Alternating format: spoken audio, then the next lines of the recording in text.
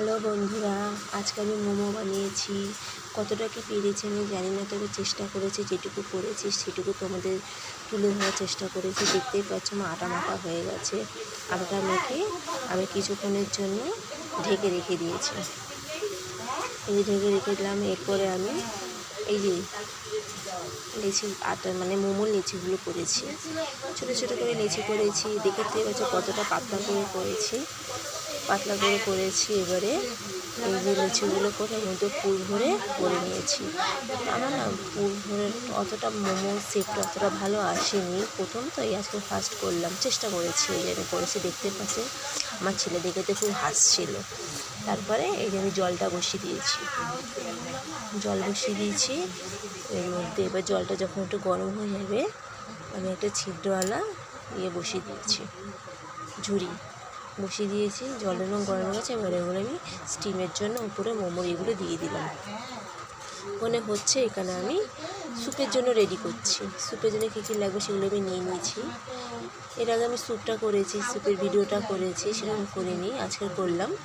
এই স্যুপের জন্য ফার্স্টে রসুন কুচি দিয়ে দিয়েছি, তারপর আদা কুচি, তারপরে পেঁয়াজ কুচি দেওয়ার পর আমি ওর মধ্যে একটু ভালো যখন একটু লালচে হয়ে গেছে তারপরে আমি একটু গাজর দেবো। এই যে যখন একটু লালচে হয়ে গেছে তখন আমি একটু গাজর দিয়ে দিলাম। গাজরটা দেওয়ার পর আমি একটু ভালো করে নাড়া দেবো। এই এবার চিকেন কিমাগুলো আমি না দোকান থেকে চিকেন কিমা করে নিয়ে এসেছি, এর জন্য আমি একেবারেই সবজিগুলোর সাথে চিকেন কিমাগুলো দিয়ে দিয়েছি। বাইরে খুব বৃষ্টি হচ্ছে, একটু আওয়াজও হতে পারে, তোমরা একটু মানিয়ে নিও। এই যে এবার স্যুপের মধ্যে জলটা আমি দিয়ে দিলাম, যতটা লাগবে তার থেকে আমি একটু বেশি জলটা দিয়েছি, কারণ আমার টানবে, সবজিগুলো সেদ্ধ হবে, দিয়ে দিয়েছি। এর মধ্যে আমি এক এক করে জিনিসগুলো দেবো। কী দিয়েছি? ডিমের সাদা অংশটা। ও তার আগে না আমি অ্যারোরুট দিয়েছি।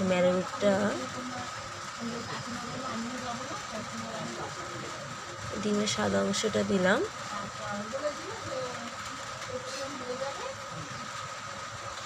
আমার স্যুপ হয়ে গেছে। এরপরে আমি দিলাম মোমোর ভেতরে পুরটা যে করেছে সেইগুলো, পুরটা করলাম। দেখতে পাচ্ছি কী কী দিয়েছি, গাজর দিয়েছি, পেঁয়াজ কুচি দিয়েছি, একটু আদা রসুন কুচি দিয়েছি।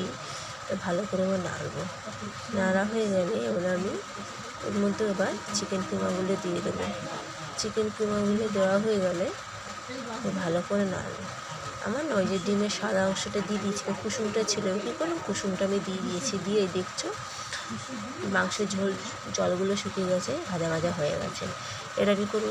চাটনির জন্য কী করলাম, টমেটোগুলো গোল গোল করে কেটে নিয়েছি, ওইগুলোকে আমি হালকা করে পোড়া করবো। এই যে দেখতে পাচ্ছ হালকা পোড়া হয়ে গেছে। এর মধ্যে কী দিয়েছি? লঙ্কা দিয়েছি দু কোয়া রসুন, মিক্সিতে দিয়ে এই যে মিক্সি হয়ে গেছে। ওরা আমি গরম তেলের মধ্যে দিয়ে দিলাম। এই একটু সস দিয়েছি, একটু লেবু দিয়েছি টক ভাব আনার জন্য।